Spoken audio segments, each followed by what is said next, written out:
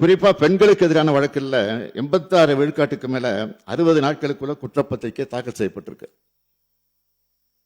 பள்ளிகள், கல்லூரிகள், பொது இடங்கள்ல பெண்கள் பாதுகாப்பு பற்றி 2,39,000க்கும் மேற்பட்ட விழிப்புணர்வு நிகழ்ச்சிகளை நடத்தி இருக்கிறோம்.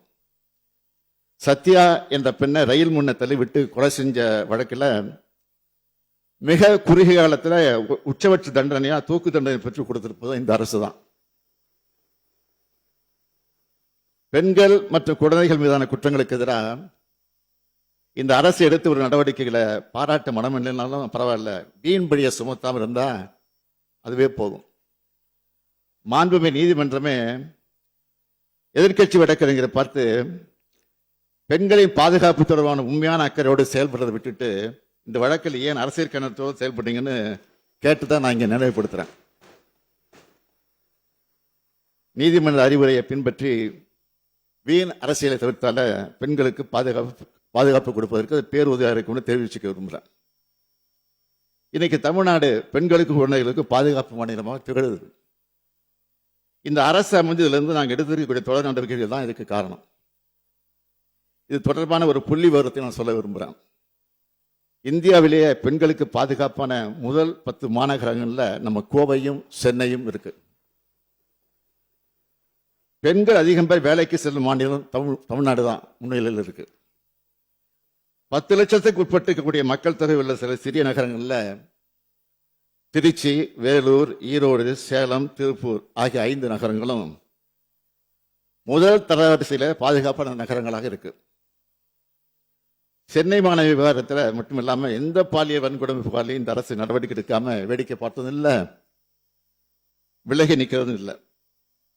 மனசாட்சி இல்லாம பெண்களின் பாதுகாவலர்கள் மாதிரி பேசுறவங்க கடந்த அதிமுக ஆட்சியில் பொள்ளாட்சியில் என்ன நடந்ததுன்னு கொஞ்சம் நினைச்சு பாருங்க.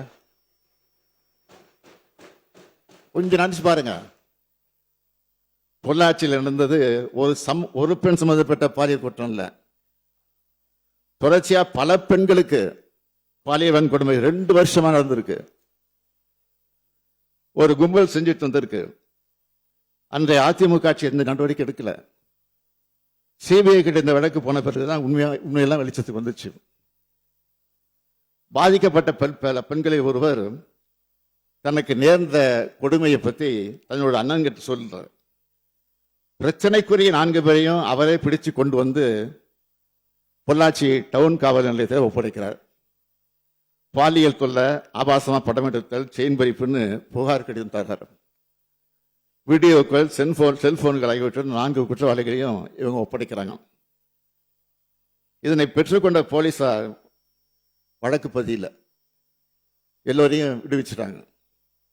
இதுதான் அன்றைய முதல்வர் சார் ஆட்சியில சட்டம் ஒழுங்கு லட்சணம்.